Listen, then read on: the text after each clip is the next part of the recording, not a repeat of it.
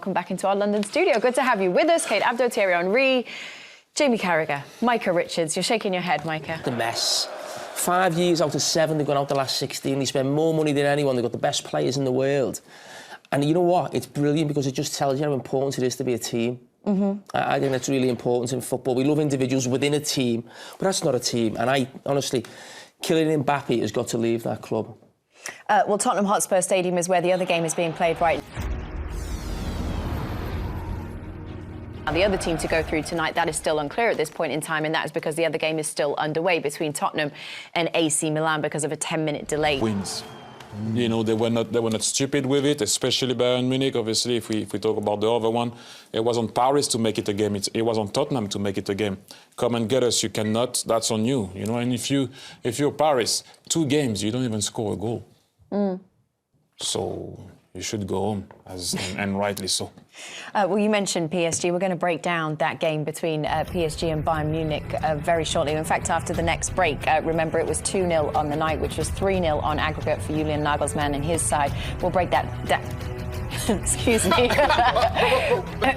We'll break that game down when we come back. Champions League post-match show. It is good to have you with us here on CBS Sports Network, Paramount Plus. Thank you for joining. Kate Abdo, Thierry Henry, Jamie Carragher, Micah Richards. So the big news is that PSG are out of the tournament, a team that we always look to potentially go all the way. And could this finally be the season? No, it isn't the season. That's the answer to that question. Jamie, let's take a look at Bayern Munich's first goal in this one. Choupo-Moting to make it 1-0. Yeah, but, I mean, great credit. And as soon as that goal went in, it was game over. Yes, and then another goal went in, which made it even worse, and obviously for PSG. Trying to come back into is asking the referee if that was on a foul on Verratti on the other side, because they were also complaining that there was a foul on the first one, but I don't think there were fouls anyway. I mean, the truth is, it could have ended a lot worse for PSG, right, Micah? Bayern Munich had a couple of goals, disallowed. Yeah, a couple of goals disallowed. Gets a nick there. And you can see there Muller is clearly in an offside position. I was devastated to see PSG go out like this. For the game, Messi, best player in the world, Mbappe, next best player in the world. And as a team, they just couldn't get it together. So. Devastated but not shocked? Is that fair to say? No, I thought PSG would go through just because of, in the first leg, the impact that Mbappe had when he came on. But the game was stretched then. There was a little bit more space. And you could see the runs that he did today. He got caged in a little bit. They blocked that space, and it was too hard for him to get involved. No, the thing that I wanted to add is that when you're sitting here, you want to see a good game, especially when you see Paris Saint-Germain against Bayern Munich, when they have to do something about it and come back into a game. We want to see a game, they want to go through. As a player, you don't care how you go through, right? And you saw it with Bayern Munich. They didn't give anything to Paris Saint-Germain in the first half. They stayed in their position. They were, I won't say pragmatic, but they were staying, making sure that Kylian Mbappe wasn't getting to get that ball, and they just wanted to go through. It was efficient, wasn't there? It is a professional win, I call it. Don't be stupid. You know Paris will try to hit you on the break. We talked about it before with Messi and with Mbappe. They squeezed the line. Let me see his name. Stanisic didn't, I think, pass the halfway line once. He stayed always close to Upamecano, in contact all the time with Mbappe. And you have to say, you know, obviously here, I wanted to see a good game, but those guys wanted to go through, and they did. There were a few chances that PSG had. Should we take a look at some of those and just see where PSG didn't manage to put it away? Lionel Messi first, Thierry. Yeah, I think it's Nuno Mendes. They're very fortunate here. He tries to pass it in there, Sommer, into Goretzka, and just second half, in terms of general play, their energy and intensity just petered out. They can't last 90 minutes. Do you think that was the changing in the game when Vitinha didn't put that in? Oh, yeah, for me, the way it was in that game is... It was the only piece of pressing of Paris Saint-Germain, and Sommer made a mistake. But this is what you want. When your goalkeeper makes a mistake, you want that the centre-back can a defender save the goalkeeper, and it did. Mistake on the other side, punished. And at that level, you're not coming back. With PSG, you can't believe, I can't believe, you can lose to Bayern Munich. Of course you can. Yeah. You know, a big name was going to go out here. But to be involved, how long they've had, Qatari ownership, state ownership, more money than anyone else in the world, and buying the best players, to go out 5 times in the last 16 is a joke. I mean, a joke, really is. And what it says to me as well, and I'm talking about my own club here, there's a lot of criticism at times for Liverpool's ownership and that they need someone with more money, they need Qataris to come in, or someone from around the world who's got unlimited funds. It doesn't mean anything if there's no expertise in what you're doing in terms of bringing the right players in. So in an ideal world, you would like an owner with lots of money and expertise in the transfer market. And they just haven't got it. I mean, you look at the team, I mean, buying Sergio Ramos has been one of the greatest players we've seen, certainly in my position, serial winner. Go and buy the best young centre-backs in the world. Not players like that. And I said before about Kylian Mbappe, I don't know what he's got to leave. I really do believe he's got to leave. They're nowhere near winning the Champions League. I don't think it's going to get better next season in terms of if that squad stays. And I just think the quicker he's at Real Madrid, the better. I mean, speaking of Kylian Mbappe, what Micah said is true, right? That we watched the first leg and we saw the impact that Kylian Mbappe had in those last 15 minutes, and it gave us all hope for PSG that he could be the difference maker, which is what you said pre-game as well. How do you think Bayern handled him tonight? Well, this is what we highlighted. You cannot not so leave Kylian Mbappe in a 1v1. This is why Stanisic never passed the halfway line. Never. Jamie, when you defend a player like that, you have to defend him as a unit. And this is why we were asking at the beginning who's going to be in that little zone. Pavard obviously was playing on the way there in Paris, sorry. But then Stanisic did the job. He wasn't there to go forward. He wasn't there to create. He was just there to be in a position to make sure that Upamecano was never going to be exposed. But it didn't happen often also because they didn't give Paris a chance to often break. Thierry, do you think you've played in teams that have won serially? I've won a few trophies. You've obviously won the league at Manchester City. So when you win big trophies, and a lot of these players have won big trophies, but this team, can a team with the makeup like that of buying in sort of the best players in the world, I don't know what the team spirit's like in there, can a team like that win the biggest prizes? I go back to is there a hunger there when you are Ramos, you are Messi, who've won it numerous times before? Is it seen as a place to go for that last payday? I will go back to what you said at the beginning. What's the plan? What's the identity? What's the philosophy? What are you trying to achieve? I said it so many times, there is a fracture between them and a lot of the old Paris Saint-Germain fan. They're almost kind of like the old Paris Saint-Germain, which is crazy because if you told me like 20 years ago, Paris will have that team, I would have said, you're joking. This is not happening. Even their fans would have said, please give me the paper now, I sign. And now they have that team. They're not always happy about it because I don't think they can relate to the team. So do you go, as you said, and go back and get young French players from the area of Paris because they grew up idolizing that club? You saw the other day, Coman, when he scored, didn't celebrate. He's from there, but he can be something. Yeah, but France are pretty good, aren't they? So getting young French players isn't probably a bad idea. This is what I'm trying to say. If that's the project, maybe the fans can look at it and he can look at something. It can look like something that can be very interesting. Maybe he can be away. I don't think he can be away, but to keep Kylian, if he sees that they're going that way, I think it's going to be a tough one now to keep him, although he stayed. This project you're talking about, though, I said it early on, do you agree with me? It's the wrong project to win the Champions League. You said a statement before, here, you said their strength is playing on the counter-attack. Yes. When you've got you're right, of course you're right, but when you've got the most money than everybody else and you've got the best players in the world, to say you can only play on the counter-attack, really, which is what they can do. I mean, what is that about? That is unbelievable when you talk about the revenues, the players they've got. They can only play a certain style of football because they can't cope with the other teams in Europe, their intensity and the physicality. If you have a team like Paris Saint-Germain, again, this is one of the things I always mention. You mentioned your Liverpool, I'm going to mention my Arsenal. I couldn't relate to the team before when I was watching it. You know, sometimes you have to grab the community, you have to grab people that loves the club. And when you look at it, what is it? Is it Paris Saint-Germain, or what are you building? What are you building? Are you going to get players just for the sake of getting players and then let's play? Or are you going to build something, for example, for me, bring the best young French player back because a lot of them do support Paris Saint-Germain. But with the comeback, though? Well, they have the money to make them come back. Yeah, but okay. And why not? So let's spin it on its head. If you're a young player, 23, I'm not talking about 17 to 21, I'm talking about 23 to 27, and PSG want you, Real Madrid want you, Man City want you, Liverpool want you, are you going to go to PSG, realistically? No. Exactly. No. So you're sort of stuck in a rock and a hard place. That's why they have to go for the players when they're, let's say, on the downward slope, if you know what I mean. They got Mbappe from Monaco. He was young. A lot of people wanted him. He went to Paris Saint-Germain because he wanted to play for the club that... But what did he do? He signed 2 years. No, I'm saying they still got him. Yeah, He's young. I'm not talking about... Now, they got Neymar.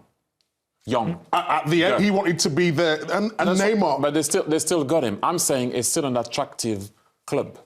But again, if you play with the origins sometime of the players and how they... Because all those guys, some of those guys, were in the academy, you know that?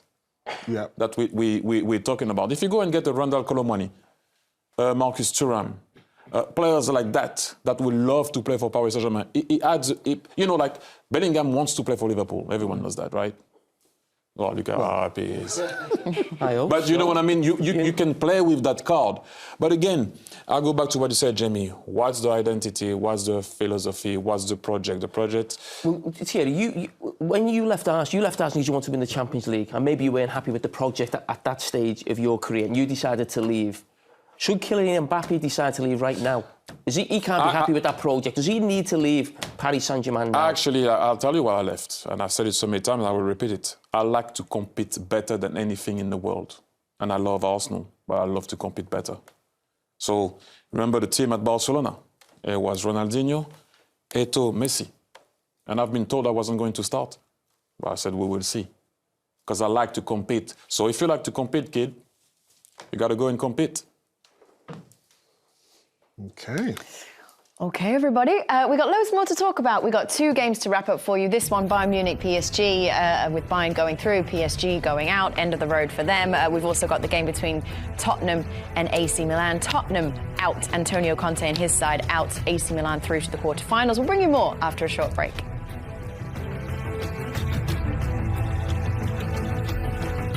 Everybody, we've talked a fair amount about the game between Bayern Munich and PSG, with Bayern going through to the quarterfinals, PSG going out. Tottenham have also gone out of the competition this evening at the hands of AC Milan after a 0-0 draw at Tottenham Hotspur Stadium. AC Milan winning the first leg in Italy 1-0. We were watching the last minutes of this live and we all got a little bit excited. They were the best. Let's get it right. The best minutes. The minutes before that were dreadful. Well, they got the most entertaining minutes, so that's all you So let's take a look at them again. Okay, yes, for sure. It was a lack of quality from both sides, but Milan got the job done in the end. And you thought the final ball, the quality of that was poor tonight? Yeah, I just want to take you through some of these opportunities from Spurs and, the story of the night, really. It was one of the actually highlights of the game, to be honest. Where does this leave Tottenham Hotspur in their season? Because they go out of the FA Cup at the hands of Sheffield Wednesday, surprise exit of that competition. Now they're out against AC Milan, don't even manage to score a goal at home in the return leg. How will fans digest this one? I mean, I think they would have expected to go through against AC Milan. I thought they would be. I don't think any Spurs fan felt they'd go on and win the Champions League. But I think there's a huge frustration within the club. I think a lot of it is aimed at the ownership in terms of the fans don't feel that Tottenham ever pushed the boat out to really go and compete with the other big clubs. And I think that's a fair assessment, really. I think it lets some of the players and maybe the manager off the hook a little bit as well this season. And I just don't envisage the manager being there next season, not just for the football.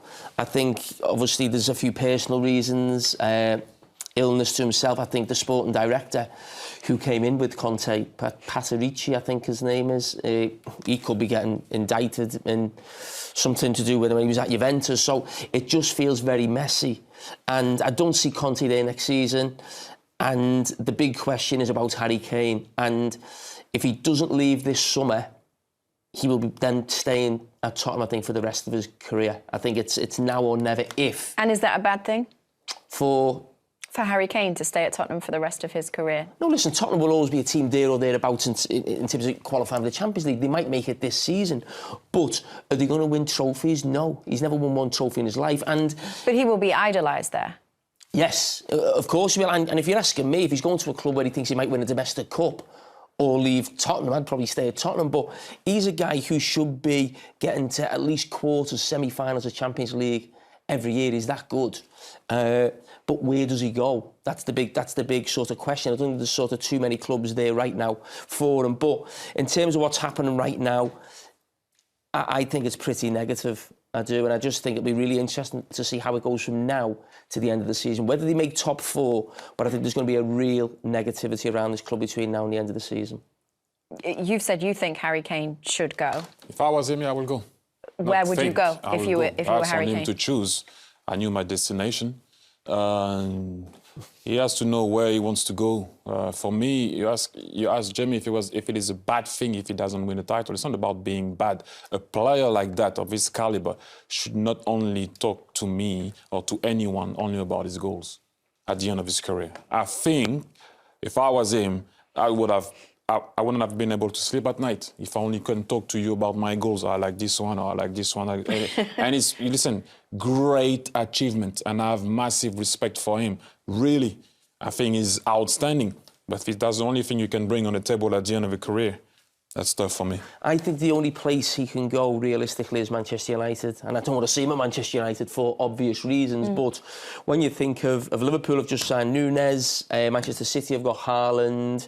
He can't go to Arsenal. Bayern Munich? He wouldn't go. The only thing I'd say about that is he will want the Premier League record. He will, if he stays in the Premier League between now and the end of his career, he will be the top goal scorer to ever play in the Premier League. And I agree with what Thierry's saying.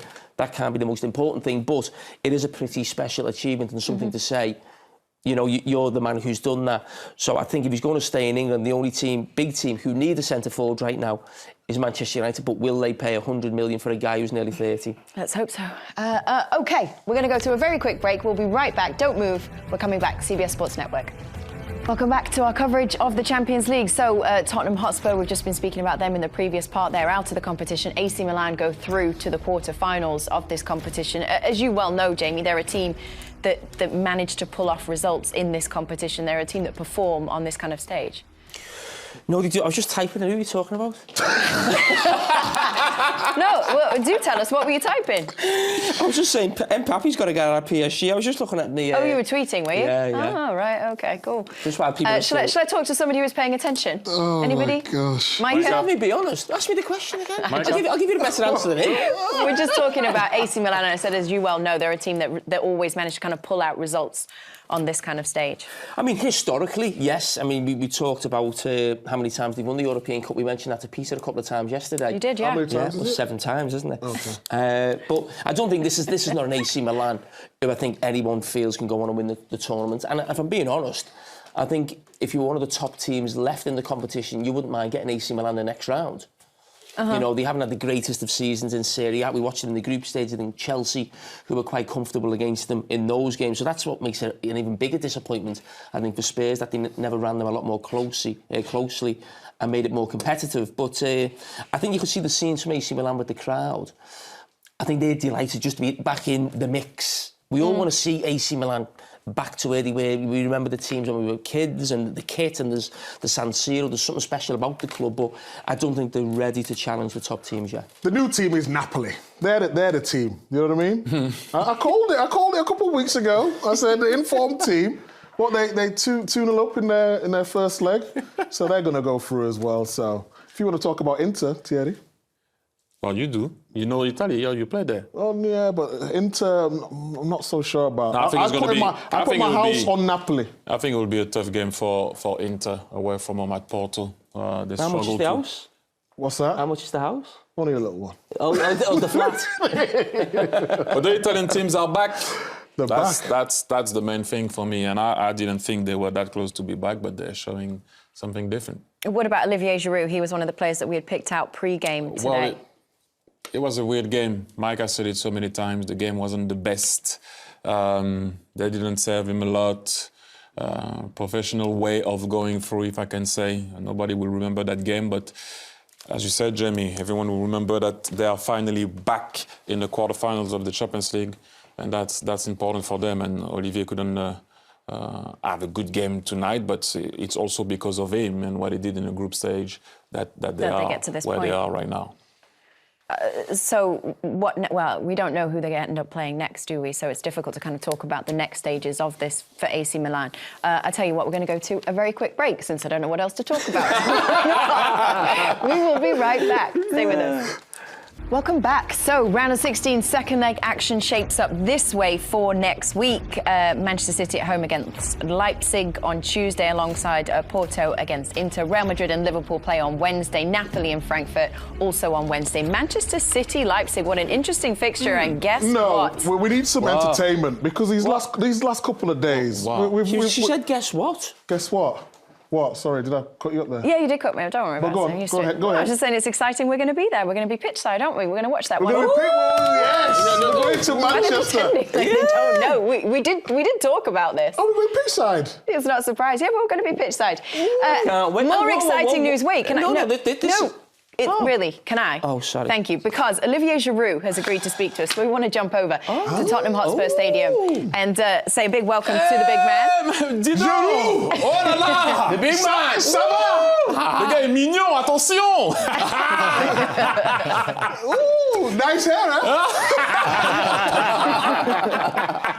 La classe à la française. Voilà. Voilà, mon gars.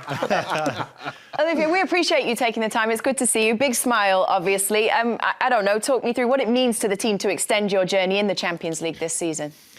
Well, it means a lot, obviously. Firstly, for the club, because it's been 11 years the fans were waiting for being in a quarterfinal. Last year we were in a group of the death, if I can say, with Liverpool, Madrid, and Porto. So it was tough, but we've done a great job. But this year we really wanted to do well in Champions League. And obviously against Tottenham on the two games, I think we deserve to go through, and we've been very solid one more time tonight, and we could have scored goals. We created the best chances, I think, and I'm really happy for the lads because we have a very young team, but we improve very quickly. Well, we're happy for you too. I think obviously one of the big questions that seems really important to us here in the studio this evening is to try and find out from you about your hair, because we know that you saw the clip with Micah Richards and who's got the better hairline. So the big question is, if you heard that clip, you would see that Micah spent $200. $600 a week on his haircut. So the question is, Olivier, how much do you spend on your lineups? Not that much. Micah, come on. Le vieux. Dis-moi. I have a question for you. So obviously, I'm going to ask you that. I have to. Ex-Arsenal, ex-Chelsea. How much did you enjoy that one? Yeah, it means a lot for me. I receive a nice and warm welcome here from the fans. But yeah, as an ex-Gunner, I always feel good to win there at Tottenham. It was a great atmosphere. We expected that, and we've seen the Tifosi del Milan. They were also amazing. It's always great to feel that kind of night, Champions League night. And at almost 37 years old, I always take a lot of pleasure to enjoy this kind of night. And for me, it was a special night. I wish I could score, but as long as we've been through, is the most important for me. Olivier, I want to ask you, there was a Tottenham defender tonight. Romero got the red card. Who was the more crazy and aggressive, Romero or me? That's a good question.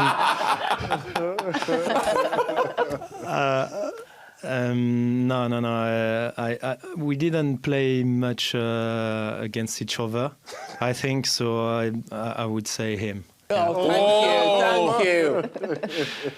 And what's the chances, Olivier, of AC Milan going forward? You looked really excited at the end, and rightly so, but how much belief is in the camp that you can actually go further in this competition because you play for a really historical club in the Champions League? Well, yeah, it's a massive step for us to be in quarterfinal, and I think it's good for the confidence. We are in a good run. I hope we're going to qualify for the Champions League through the Serie A. We need that for next year, but yeah, we really want to enjoy as much as we can. This Champions League, we want to go as far as we can, and yeah, with a bit of experience, I always try to help my teammates, my young teammates, and we can hope great things for the future. But just with like I would say always En français. with humility always. Hey. Le vieux, en tout cas, merci. Vraiment, merci d'être venu. Mais dis-moi, comment tu fais? Sorry, I'm going to speak French, guys. Sorry about you. Comment tu fais? Tu sors du match, tes cheveux, ils n'ont pas bougé, t'as pas transpiré, le maillot. C'est quoi ton histoire? No, I will send some tips to Micah. Really? Merci, le vieux, merci. Thank you, guys. Take care. Thank you. God bless you. Appreciate you. Okay, we are going to go to a very short break. Guess what? New network in the house. We're going to bring everybody together for the final part. We'll be back in just a second. Back, okay, it's time to talk Europa League, more detail. Those games, of course, in action. I'm going to send you over to Nico Cantor, who's at the other set with a group of the boys, and whose grandma just texted me this evening. So, Alicia, if you're watching, shout out to Alicia. Just wanted to say hi to her. Wow. Abuela. Yes, to abuela. There you go. So my grandma's watching, so this better be perfect, guys. We're talking about Europa League, Golazo show tomorrow. Obviously, we've got Manchester United, but we've also got Arsenal. It's been a conversation that we've had on this segment throughout the season. Earlier on, Thierry, you weren't so convinced because it was so early in the season, but now, and especially after Saturday, are you more convinced that Arsenal can get it done in the league? 38 games. If we're top of the league, I will celebrate it. That's about it. I don't get carried away. It can change quickly. Obviously, I want Arsenal to win the league, but I don't get carried away. Your reaction on Saturday, it wasn't over the top? Me being me, I was like, how come we're 2-0 down? That was me. More. No disrespect to Bournemouth, but I was like, how come we're 2-0 down? That's what I wanted to figure out. Was it the game on Wednesday? We don't often play 3 games a week. Now it's going to happen with Sporting. But when Reece Nelson scored, I was happy. Yeah, but I'm curious. You go from competing for the league title. Now it's Europa League. What's that balance? Because I know you talked about maybe just focusing on one competition versus 2. Do Arsenal have the depth? That's what I say. Let the kids play. To play. What do you think about it, Alexis? I think let the kids play in the Europa competition. Looks like we're not going to fail that much and get ourselves out of a Champions League position. Winning a trophy is important, but is there a bigger trophy than the domestic league? I don't think so. I don't want to risk the players like Partey. I don't want to risk the players like Zinchenko. I certainly would love to give Martinelli a bit of a longer break. I'd love to maybe get, Nketiah another run starting to see if maybe he's adapted a little bit since taking a few games sitting. It'd be nice to let some of the kids play. Right now it's about Reece Nelson. Prioritizing the Prem? Yes. Right now it's about managing as a coach the Thursday night game and the game at the weekend. You need to have the right balance. I understand he needs to play or not need to play or whatever. You need to be competitive when you play a game, so the right balance is also important in this type of game. You don't want to lose momentum also. You can't just play a young team away at Sporting and then you lose, and then you have to go and play and win at Fulham when some of the guys don't have the rhythm. I don't know about you guys. I didn't like to rest because the game after I had the rest, I was always kind of rusty.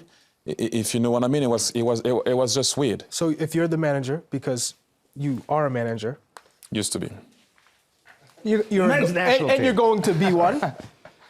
What changes do you make in the squad? If you're in Arteta's shoes, who needs to play? I will just go for it. Gabriel Jesus is coming back soon, so you will change. The core of the team shouldn't move. then you can change Nketiah with a Jesus that is going to come back. You don't want to burn him also because he's going to come back. You can change maybe, you know, a Martinelli sometimes with a Trossard that just arrived. You can change those guys, but you need the core, especially at the back. At the back, the guys will tell you, you don't want to play suddenly with one centre-back, another centre-back, another right-back or another left-back. No, you need to have that unit, you need to have that core. But offensively, sometimes you can twist it. Alexis, I was going to ask, did Reece Nelson earn a start?